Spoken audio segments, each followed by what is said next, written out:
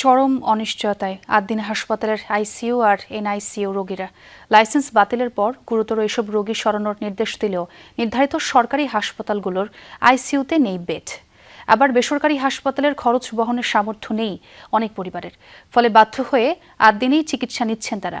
Licence বাতিলের সিদ্ধান্ত নিয়ে মিশ্র প্রতিক্রিয়া রোগী স্বজনদের। বাতিল করা হয়েছে আদ্দিন হাসপাতালের লাইসেন্স, কিন্তু বিক্রমপুর থেকে আসা শিশুর চিকিৎসা হচ্ছে সে হাসপাতালেরই পিআইসিইউতে। সামনে অপেক্ষারত দুই স্বজনেরাও জানেন স্বাস্থ্য অধিদপ্তরের নির্দেশনা, কিন্তু নিরুপায় তারা। আমরা কেমনে পারি মানুষ নিতে নিতে যদি দুয়াতুরে আনতাম না তখন যাবো আমরা এই রুগী কেমনে বাই করুম আমরা সম্ভব না। আইসি কারণ নিতে পারতেছি না, কারণ আমরা যদি বাবু লয়ে যাই যদি ইয়ে মারা যায় সেটা রিস্কে নিব, কারণ অক্সিজেন সব জায়গায় পাওয়া যায় না। আর এই বাচ্চা অন্য কোনো জায়গায় নিয়ে গেলেও একটা রিস্কের ব্যাপার। এই রিস্কের জন্য কিন্তু এই ভয়ে সবাই একটু টাকা ব্যয় হলেও এখানে কষ্ট করে থাকি, কিন্তু কোনো সমাধান তো পাচ্ছি না ভাইয়া বলে। একই অবস্থা পিআইসিইউতে চিকিৎসাধীন আরও ৪৫ শিশুর অভিভাবকের। সরকারি হাসপাতালে খোঁজ নিয়েও আইসিইউতে বেড মেলেনি। আবার পরিচিত বেসরকারি হাসপাতালে খরচের ধাক্কা সামলানো মুশকিল, ফলে অনিশ্চয়তা নিয়ে লাইসেন্স বাতিল হাসপাতালেই চিকিৎসা নিচ্ছেন তারা। আমার মামা অসুস্থ ছিল, তখন আমি ঢাকা মেডিকেলে অনেক ঘোরাঘুরি করছি, ওখানে ভর্তি ছিল আমার মামা, মানে আইসিইউ পায় নাই। গেছিলাম, বলতেছে যে ডাক্তার নাই, এখন চলে যেতেছে। ডায়ালাইসিস আপনি ঢাকার অন্যান্য হসপিটালে যান, আপনি ইউনাইটেড যান, স্কয়ারে যান, তারা কিন্তু অনেক বেশি চার্জ করে। 4 দিন ছিলাম, প্রথম 2 দিন ভর্তি ছিলাম। বুধবারে আর কি আমার সিজার হয়েছে, আজকে রিলিজ নিলাম, একদম সুস্থভাবে বাসায় যাচ্ছি।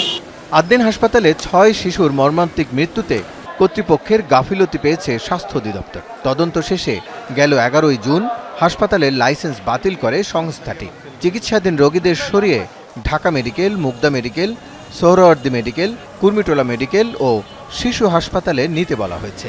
সবসময় ভিড় লেগে থাকা এসব হাসপাতালের কোনোটিতেই আইসিইউ বা পিআইসিইউ খালি নেই। মুগদা মেডিকেল কলেজ হাসপাতালের উপপরিচালক জানান, নিজস্ব রোগীদের আইসিইউ প্রয়োজনীয়তায় মেটানো যাচ্ছে না। রেফার্ড রোগীদের আইসিইউ সাপোর্ট দেয়া একরকম অসম্ভব। খোঁজ নিয়ে জানতে পেরেছি এরকম কোনো রোগী আমাদের এখানে আসেনি, সেটা জেনারেল বা আইসিইউ মানে কোথাও মানে ওইরকম কোনো রোগী আসেনি। আমাদের ভর্তিকৃত রোগীদের যে আইসিইউ চাহিদা সেটাই আমাদের পূরণ করতে হিমশিম খেতে হয়। দুঃখজনক হলেও সত্য যে একটা আইসিইউ বেড খালি হয় বেশিরভাগ ক্ষেত্রে একটা রোগী মারা যাওয়ার পরে। সেই হিসাবে মানে বাইরের কোনো হসপিটালের মানে রোগীর চাহিদা পূরণ করা আমাদের জন্য অনেকাংশে কঠিন হয়ে যায়। আদ্দিন হাসপাতালে বৃহস্পতিবার পর্যন্ত 443 জন রোগী ভর্তি ছিলেন। লাইসেন্স বাতিলের পর কেউ কেউ চলে গেছেন। হাসপাতালে এখনও চিকিৎসাধীন 200-র বেশি রোগী। রাসেল আহমেদ, যমুনা নিউজ, ঢাকা।